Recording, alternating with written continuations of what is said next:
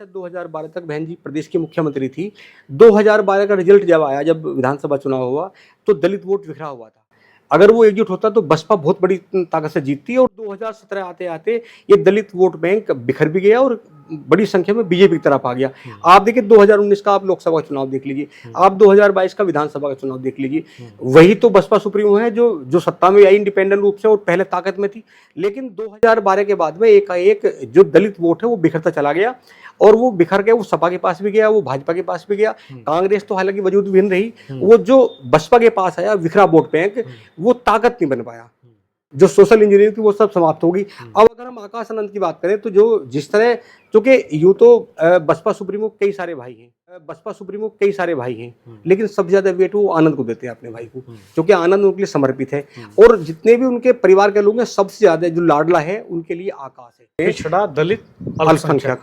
तो इसका रिजल्ट 2024 में आ गया। अब चूंकि 2027 का चुनाव है, और 2027 का चुनाव इसलिए अहम है कि लगातार 2 बार से कंटिन्यू बीजेपी की सरकार है, कि अगर दलित एकजुट हो गया, शिफ्ट हो गया हो, चाहे अखिलेश की तरफ चला जाए, चाहे बसपा की तरफ चला जाए। हालांकि इसमें बसपा का तो रिजल्ट से पता चलता है कि बसपा से दलित इस समय छिटका हुआ है, एकजुट नहीं है। और अगर ये दलित सपा की तरफ चला गया, मतलब जो इंडिया अलायंस है उस तरफ चला गया, तो ये 2027 में बीजेपी को बहुत भारी पड़ने वाला है। दोस्तों नमस्कार। इस वक्त पूरे देश में दलित सियासत जो है उसमें गर्मी है, और हर एक राजनीतिक दल की निगाह दलितों के ऊपर है कि दलित वोट बैंक आने वाले विधानसभा चुनावों में, उत्तर प्रदेश में विधानसभा चुनाव 2027 में होने हैं, उसके पहले बिहार में इलेक्शन होने हैं, तमिलनाडु में इलेक्शन होने हैं, 2026 में पश्चिम बंगाल में भी चुनाव होने हैं। तो राजेश भाई साहब, इस समय आप देख रहे हैं कि उत्तर प्रदेश में कुछ घटनाक्रम तेज़ी से होते हैं। रामजी लाल सुमन का बयान आता है, अखिलेश यादव उनके साथ खड़े हो जाते हैं, और जिस वक्त करणी सेना राणा सांगा का जन्मदिवस मना रही होती है आगरा में, ठीक उसी वक्त इटावा में अखिलेश यादव एक बड़ी रैली करते हैं, और वो ये मैसेज देते हैं कि वो दलितों के साथ मजबूती से खड़े हैं। अगर रामजी लाल सुमन के साथ कुछ हुआ तो पूरे देश में वो एक बड़ा आंदोलन करेंगे इसके लिए। तो इसके ठीक बाद एक घटनाक्रम ये होता है कि आकाश आनंद को बहन जी वापस ले लेती हैं। जिस आकाश आनंद को उन्होंने पार्टी से निकाल दिया, जिस आकाश आनंद से सारी जिम्मेदारियां छीन ली, जिन आकाश आनंद को उन्होंने अपना उत्तराधिकारी घोषित किया, उनसे एकाएक सारी शक्तियां छीन लेती हैं। और इसके ठीक बाद फिर हम देखते हैं कि बीजेपी के जो सहयोगी दल हैं, उनमें चाहे आरएलडी हो, चाहे अपना दल हो, चाहे सुहेलदेव पार्टी हो, वो एक्टिवेट हो जाते हैं। और आरएलडी तो 14 अप्रैल से, जो बाबा साहब का जन्मदिवस है, उस दिन से वो कैंपेन शुरू करता है, सदस्यता का अभियान शुरू करता है अपना। तो यानी कुल मिलाकर के सारे राजनीतिक दलों के फोकस में इस वक्त दलित हैं। आप किस तरह से इसको देख रहे हैं? ये अचानक हो रहा है, ये किसी प्लानिंग के तहत हो रहा है, या एक के स्टेप को शतरंज की बिसात की तरह राजनीतिक दलों में एक दल दूसरे दल को शहमात दे रहा है? चल क्या रहा है? डॉक्टर साहब, ये जो 2024 का चुनाव हुआ मेंबर ऑफ पार्लियामेंट का, और इसमें जिस तरह रिजल्ट आया, अखिलेश जो समाजवादी पार्टी के सामने जो रिजल्ट आया, 37 सीटें आती हैं और 6 सीटें कांग्रेस की जाती हैं। तो उसने जो लगातार अखिलेश यादव पीडीए की बात कर रहे हैं कि हम पीडीए को एक साथ लेकर चल रहे हैं, पिछड़ा दलित अल्पसंख्यक, तो इसका रिजल्ट 2024 में आ गया। अब चूंकि 2027 का चुनाव है, और 2027 का चुनाव इसलिए अहम है कि लगातार 2 बार से कंटिन्यू बीजेपी की सरकार है, और बीजेपी की सरकार होने की वजह से अब ये लगता है कि क्योंकि ये तो अखिलेश यादव को पता है कि जब तक जितना दलित उसके पास आ जाएगा, क्योंकि वो मानता है कि मुस्लिम वोट तो बीजेपी को नहीं मिलता, वो तो अल्टीमेट ही आ जाता है, क्योंकि कांग्रेस का गठबंधन था। और ये लगता है कि ये जो दलित वोट है, जिस तरह का कॉन्सेप्ट 2024 में हुआ, ये लगातार ये टेम्पो बना रहे हैं 2027 तक।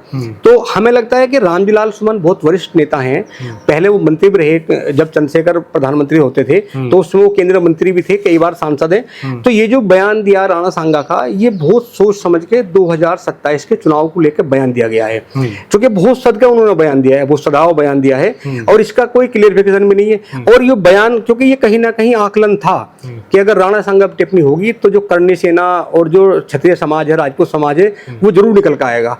और ये जो निकल कर आया, इसमें कहीं ना कहीं अखिलेश यादव को ये लगा कि जितना भी ठाकुर समाज आक्रोशित होगा, उसका कोई प्रभाव सपा को नहीं पड़ने वाला बहुत ज्यादा, क्योंकि सपा को ये पता है कि ये वोट बैंक तो बीजेपी का है, और जब बीजेपी का वोट बैंक है, अगर ये चला भी गया ये तो बीजेपी के पास जाएगा। और इस समय जो कि योगी जी मुख्यमंत्री हैं प्रदेश के, अब तो वैसे भी ये मान लिया गया कि 95 से लेकर 98% जो ठाकुर वोट है वो योगी जी के साथ, बीजेपी के साथ है। और जिधर योगी जी जाएंगे उधर ये वोट बैंक। तो ये जो रामजीलाल सुमन के साथ दिया, मतलब रामजीलाल लगातार करनी सिन्हा ये कहती रही कि वो माफी मांगे और माफी मांगने को मना कर दिया।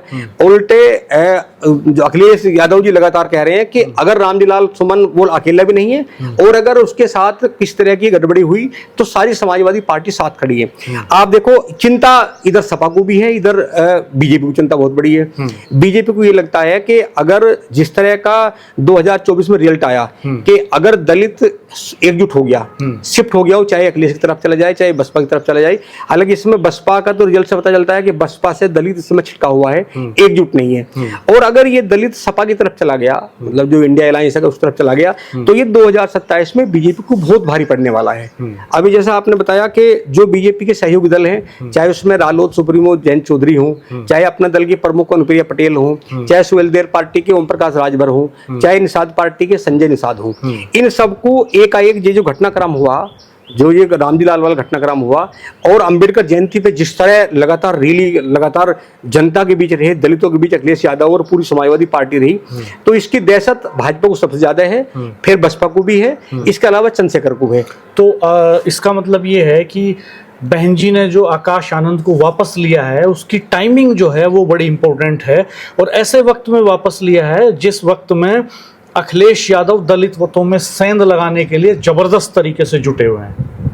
डॉक्टर साहब, ये तो बहन जी का तो ऐसा, बहन जी का नियम ऐसा है, हमने बहुत सारा देखा। अगर आप पिछले 15-20 सालों की बात करो तो जिसे बहन जी ने निष्कासित कर दिया, जिस नेता को निष्कासित कर दिया, तमाम पदों से हटा दिया, वो अमूमन बहुत जल्दी उसे फिर अपने साथ लाती नहीं है। लेकिन अब मजबूरी है, ये मजबूरी। आकाश आनंद दलितों में नया चेहरा है, युवा चेहरा है। वहाँ चंद्रशेखर आजाद की अपनी एक यूएसपी है। बिल्कुल। चंद्रशेखर आजाद ने लगातार पेनिट्रेट किया है ग्राउंड पे जाके, और पूरे देश में दलितों के साथ जहाँ भी उत्पीड़न की घटनाएं होती हैं वो वहाँ खड़े दिखाई देते हैं, सड़क से लेकर संसद तक दिखाई देते हैं, बहुत आक्रामक हैं और युवा चेहरा हैं। दलित वोट बैंक में उन्होंने एक बड़ी जगह बनाई है।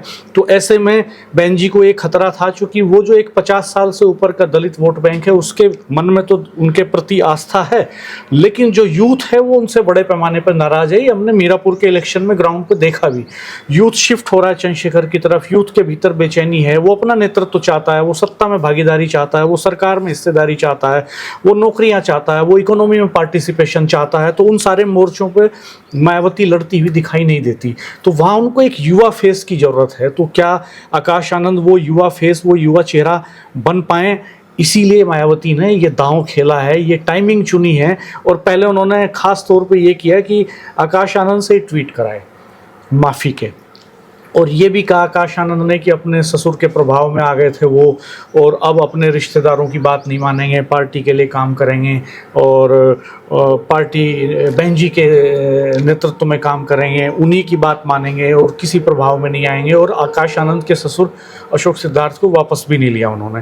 तो यानी बहन जी भी ये चाहती हैं, वो देख रही हैं, भले ही उन्होंने अपना उत्तराधिकारी घोषित नहीं किया आकाश आनंद को, लेकिन ये बात तो बहन जी भी समझ ही रही हैं कि इस वक्त जो है पार्टी को एक फेस देना पड़ेगा। ये टाइमिंग ऐसी है कि यूथ के भीतर एक बेचैनी है, वो नई लीडरशिप चाहता है, युवा वर्ग की अपनी आकांक्षाएं, अपनी अपेक्षाएं हैं, तो उनको कैश कर ले कोई ऐसा लीडर हो तो वो आकाश आनंद के सिवा कोई हो नहीं सकता था। इसलिए उन्होंने इसी वक्त में आकाश आनंद को उतार दिया। अब यहाँ बीजेपी एक माइलेज में दिखाई देती है कि अगर दलित वोट बैंक इकट्ठा होकर के समाजवादी पार्टी के साथ चला जाता है तो ये बड़ी खतरनाक स्थिति हो जाएगी, ये पीडीए बन जाएगा। और जिस तरह 37 सीटें उत्तर प्रदेश में लोकसभा में आ गई समाजवादी पार्टी की, वैसे ही खतरे पैदा हो जाएंगे भारतीय जनता पार्टी के लिए 2027 में। और उसके पहले ऐसे ही खतरे पैदा हो सकते हैं पश्चिम बंगाल के लिए, ऐसे ही खतरे पैदा हो सकते हैं तमिलनाडु तक इसका असर जा सकता है, बिहार तक इसका असर जा सकता है, जहां अगले 2 सालों के भीतर इलेक्शंस होने। इन सारे स्टेट्स में 2026-27 में चुनाव होने ही हैं। तो ऐसी स्थिति में ये खतरनाक स्थिति होगी। तो ऐसे वक्त में क्या बीजेपी कंफर्टेबल फील करेगी आकाश आनंद की एंट्री से? क्योंकि आकाश आनंद पेनिट्रेट करेंगे तो जाहिर सी बात है दलित मतों का रुझान उनकी तरफ होगा। चंद्रशेखर एक फैक्टर हैं ही, अखिलेश यादव उधर एंट्री कर ही रहे हैं, और बीजेपी के जो अलाइज हैं वो भी अब इसमें घुस रहे हैं। तो क्या दलित मतदाताओं में बिखराव हो जाएगा? क्या भारतीय जनता पार्टी की पूरी कोशिश यही है कि किसी भी तरीके से जो नेचुरल कॉम्बिनेशन होता था कभी कांग्रेस का दलित मुस्लिम ब्राह्मण, जो एक समय कांग्रेस के साथ खड़ा होता था, और यही कॉम्बिनेशन बिखरा, इसमें बिखराव हुआ, मुस्लिम्स की अलग आस्था हुई, दलितों की अलग पार्टी बनी बहुजन समाज पार्टी, और ब्राह्मण शिफ्ट हो गया भारतीय जनता पार्टी की तरफ। तो इससे कांग्रेस का पूरा जनाधार बिखर गया और अल्टीमेटली भारतीय जनता पार्टी सत्ता में आई। अगर ये इक्वेशंस रिवाइव होते हैं तो भारतीय जनता पार्टी की स्थिति निश्चित तौर पे खतरनाक होगी और रिस्की होगी बहुत। तो क्या भारतीय जनता पार्टी इस इक्वेशन में कंफर्टेबल फील कर रही है, या कहीं भारतीय जनता पार्टी भी इसके पीछे है? कई बार ये कहा जाता है कि बहन जी के जो डिसीजंस होते हैं वो कहीं ना कहीं इस तरह के होते हैं जिनसे भारतीय जनता पार्टी को डायरेक्ट इनडायरेक्ट लाभ पहुंचता है। तो ये जो टाइमिंग बहन जी ने चुनी है, क्या आप ये मान रहे हैं कि भारतीय जनता पार्टी के रिमोट से चल रही हैं बहन जी, या फिर एक नेचुरल बात ये भी है, सियासत में ये बातें कही जाती हैं, आरोप प्रत्यारोप लगते हैं, लेकिन मुझे लगता है कि हर पार्टी चाहती है कि उसका जनाधार बढ़े, उसका संगठन बड़ा हो, वो सत्ता में आए। तो ये टाइमिंग भी बेटर थी, तो हो सकता है बहन जी ने इसको अपने विवेक से डिसीजन लिया हो और उनको लगा हो कि अब दलितों को एक नया चेहरा देने की जरूरत है, तो इसलिए आकाश आनंद को इस टाइमिंग में उन्होंने उतार दिया। डॉक्टर साहब, अगर हम दलितों की एकजुटता की बात करें तो दलित तो 2017 के बाद में एकजुट नहीं रहा, वो बिखर गया दलित, और बिखर के बड़ी संख्या में बीजेपी के पास चला गया। आप जब 2007 से 2012 तक बहन जी प्रदेश की मुख्यमंत्री थी, 2012 का रिजल्ट जब आया, जब विधानसभा चुनाव हुआ, तो दलित वोट बिखरा हुआ था। अगर वो एकजुट होता तो बसपा बहुत बड़ी ताकत से जीतती, और 2017 आते आते ये दलित वोट बैंक बिखर भी गया और बड़ी संख्या में बीजेपी की तरफ आ गया।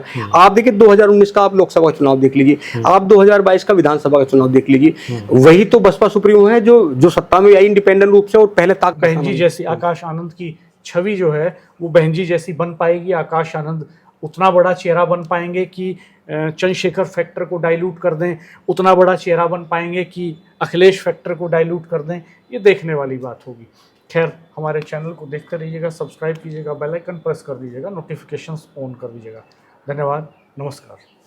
से 2012 तक बहन जी प्रदेश की मुख्यमंत्री थी, 2012 का रिजल्ट जब आया, जब विधानसभा चुनाव हुआ, तो दलित वोट बिखरा हुआ था।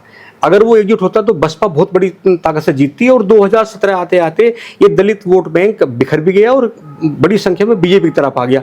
आप देखिए 2019 का आप लोकसभा का चुनाव देख लीजिए, आप 2022 का विधानसभा का चुनाव देख लीजिए, वही तो बसपा सुप्रीमो है जो सत्ता में आई इंडिपेंडेंट रूप से और पहले ताकत में थी। लेकिन 2012 के बाद में एकाएक जो दलित वोट है वो बिखरता चला गया, और वो बिखर गया, वो सपा के पास भी गया, वो भाजपा के पास भी गया, कांग्रेस तो हालांकि वजूद भी नहीं रही, वो जो बसपा के पास आया बिखरा वोट बैंक, वो ताकत नहीं बन पाया। जो सोशल इंजीनियरिंग थी वो सब समाप्त होगी। अब अगर हम आकाश आनंद की बात करें तो जो जिस तरह, क्योंकि यूं तो बसपा सुप्रीमो कई सारे भाई हैं, लेकिन सबसे ज्यादा वेट वो आनंद को देते हैं, अपने भाई को, क्योंकि आनंद उनके लिए समर्पित है। और जितने भी उनके परिवार के लोग हैं, सबसे ज्यादा जो लाडला है उनके लिए आकाश है। आकाश ये पूरा देश जानता है, और बसपा का पूरा कैडर भी जानते हैं। जब आकाश छोटा था तो जिस तरह मायावती दुलार करती थी और उसे आगे बढ़ाया, वो अपने मुंह से कहा भी, नेशनल कोऑर्डिनेटर भी बनाया। उन्हें लगता है एक तो विरासत की राजनीति, दूसरा आकाश विदेश में पढ़ा है, वो तमाम जो बसपा मायावती की जो उनकी आइडियोलॉजी है वो उससे पूरी तरह पारंगत है। आकाश को जब मौका मिला तो आकाश ने आक्रामकता के साथ में अपनी उपस्थिति दर्ज कराई, और वो इसलिए अब डर इससे लगने लगी, प्रत्यक्ष को प्रमाण की कोई आवश्यकता नहीं है। ये 2024 में तय कर दिया चंद्रशेखर ने नगीना में, जब तमाम दलों ने घेरने का प्रयास किया, तो घेरने के बाद भी इंडिपेंडेंट रूप से अपनी सीट 1,51,000 वोट से जीतने में कामयाब रहे। और राणा जी 1,51,000 कम नहीं है। आप देखिए बनारस में देश के प्रधानमंत्री चुनाव लड़ रहे थे, वो 1,50,000 वोट से जीते। और चंद्रशेखर इंडिपेंडेंट रूप से, जब इधर बसपा थी, इधर पूरा पीडीए था, इधर बीजेपी का पूरा नेटवर्क था, तब वो बीच से निकाल कर आया और 1,51,000 से जीत लिया। जब एक उपचुनाव होता है अभी मीरापुर में जहां उपचुनाव हुआ, वहां बसपा की जमात जब्त हो जाती है। ये अलग बात है कि आजाद समाज पार्टी वहां नहीं जीती, लेकिन वहां बसपा से ज्यादा है। और ये जो भूमि है, ये जो जहां चंद्रशेखर आगे बढ़ रहे हैं, ये बसपा सुप्रीमो की भी भूमि थी। बसपा सुप्रीमो पहली बार अगर संसद पहुंची तो इसी क्षेत्र से पहुंची। तो कहीं ना कहीं चिंता तो उन्हें है कि दलित वोट बढ़ रहा है। आकाश पे इतना विश्वास है बहन जी को कि आकाश ये जो दलित वोट बैंक है, जो 2007 का जो पूरा नेटवर्क था, उसे आकाश वापस ला सकते हैं, इतना विश्वास बसपा सुप्रीमो को है। हालांकि हमें लगता है कि ये जो नाराजगी हुई, ये नाराजगी पारिवारिक थी। जो आकाश के ससुर हैं अशोक जी, जब उसे सस्पेंड किया तो कहीं ना कहीं ऐसा बताया गया कि आकाश की वाइफ ने कहीं ना कहीं टिप्पणी कर दी बहन जी पे, और इससे परेशान होकर उन्हें लगा कि आकाश को पाला उन्होंने, पढ़ाया लिखा उन्होंने, और वो जो है दूसरे पाले में चला गया। उन्हें गुस्सा था, लेकिन अब मजबूरी है बसपा सुप्रीमो, क्योंकि कोई और नहीं है, सबसे विश्वसनीय उनके पास आकाश ही है। और आकाश को जिस तरह के दांव पेच बसपा सुप्रीमो ने सिखाए हैं, उन्हें लगता है कि दलित वोट को एकजुट करने में आकाश ही कामयाब हो सकता है। दूसरी बात राणा जी, इस समय की अगर हम स्थिति की बात करें आज की, तो आज दलित वोट बड़ी संख्या में पीडीए की तरफ है, मतलब समाजवादी पार्टी की ओर है। इसका रिजल्ट भी आ गया 2024 में, और 2024 का रिजल्ट है जिस तरह अयोध्या की सीट बीजेपी हार गई, और चूंकि जो वहां अयोध्या के विधायक थे वो सांसद बने, इसको लेकर 2024 में बड़ा शोर मचा। और जितना शोर मचा, तो कहीं ना कहीं सपा तो इसीलिए अति उत्साहित है कि दलित वोट उस तरह बढ़ रहा है। और ये जो नया एपिसोड रामजी-लाल सुमन को लेकर हुआ है, 100% अखिलेश यादव चाहते हैं कि 2014 में जो टेम्पो था सपा का, ये लगातार 2027 तक रहे। इसकी वजह से चिंता बीजेपी की बड़ी हुई है। अगर ये टेम्पो 2027 तक चला गया, और ये जो लगातार बवाल हो रहे हैं, अभी कर्मी सेना ने जिस तरह आगरा में बवाल किया और पूरा निशाना था, हालांकि रामजी-लाल सुमन को लेकर ना बसपा का कोई बयान आया, ना चंद्रशेखर आजाद का कोई बयान आया, ना कांग्रेस की ओर से कोई बयान आया। तो ये भी लग रहा है कि ये लड़ाई भाजपा और सपा के बीच है। लेकिन वो जो दलित वोट है, वो दलित वोट तो इस समय उस पर सारी लड़ाई है। बीजेपी को लगता है कि अगर दलित वोट बसपा की तरफ वापस लौट के आता है, उसका लाभ बीजेपी को मिल सकता है। और अगर ये दलित वोट 2024 की तरफ सपा की ओर चला गया, तो इसका नुकसान बसपा को तो बहुत ज्यादा ही है, सबसे ज्यादा नुकसान भाजपा को होगा। नहीं, दरअसल मुझे लगता है कि भारतीय जनता पार्टी के लिए तो कंफर्टेबल सिचुएशन ये होगी कि दलित वोट सबके बीच में बट जाए। अगर बसपा के पास भी यूनाइट होकर चला जाता है दलित वोट बैंक, तो इसका बड़ा मैसेज जाएगा। और दलित अगर बसपा पे शिफ्ट होगा तो एक सोशल इंजीनियरिंग उसकी बनेगी। तो वो ये भी नहीं चाहेंगे कि भारतीय जनता पार्टी ये भी नहीं चाहेगी कि पूरी तरह से दलित वोट बैंक शिफ्ट हो जाए मायावती पर। और अब इसकी संभावनाएं भी कमजोर बची हैं, क्योंकि उनके कई अपने नेता बन गए हैं। चंद्रशेखर जिस तरह से बने हैं, जिस तरह से उन्होंने अपने को गढ़ा है, जिस तरह से वो आगे बढ़ते जा रहे हैं, उसमें इसकी संभावनाएं अब बहुत कमज़ोर हो गई हैं कि वो फैक्टर नहीं रहें। वो एक फैक्टर रहेंगे निश्चित तौर पर। उनका एक प्रभाव दलित यूथ में अच्छा खासा बन चुका है। अखिलेश यादव के प्रति भी दलितों की धारणा बदली है। पुरानी जो छवि थी मुलायम सिंह यादव के टाइम की, वो टूटी है। नए तरीके से अखिलेश यादव अपने को गढ़ रहे हैं, आगे बढ़ा रहे हैं। और एक आप देखिए कि पिछले ट्रेंड्स देखिए कुछ सालों के, बड़े पैमाने पर बहुजन समाज पार्टी के जो असंतुष्ट नेता थे, वो बड़े पैमाने पर टूट करके समाजवादी पार्टी में आए। और इसी का फायदा 2024 के लोकसभा चुनाव में अखिलेश यादव को मिला भी, जमीन पर दिखाई दिया। तो वो निश्चित तौर पे भारतीय जनता पार्टी के लिए तो कंफर्टेबल सिचुएशन यही होगी कि दलित वोट बैंक अलग अलग धड़ों में बढ़ जाए। वो कहीं भी एक जगह यूनाइट होगा, वो अखिलेश यादव पे यूनाइट होगा तो भारतीय जनता पार्टी की मुश्किलें बढ़ेंगी। वो कांग्रेस पे शिफ्ट हो जाएगा तो और ज़्यादा बढ़ेंगी। और वो अगर बीएसपी पे एक जगह कंसोलिडेट हो जाएगा तो भी मुश्किलें बढ़ेंगी। खैर दोस्तों, आप किस तरह से सोचते हैं? क्या दलित वोट बैंक कहीं यूनाइट हो पाएगा किसी एक झंडे के तले, किसी एक पार्टी के बैनर तले, या किसी एक नेता के साथ, या दलित मतों में बिखराव इसी तरह से बना रहेगा और बीजेपी के लिए सिचुएशन कंफर्टेबल बनती जाएगी? ये कमेंट बॉक्स में ज़रूर बताइएगा। कई स्टेट्स के इलेक्शन हैं जहां पर दलित एक फैक्टर हैं। बिहार के इलेक्शन में दलित फैक्टर हैं।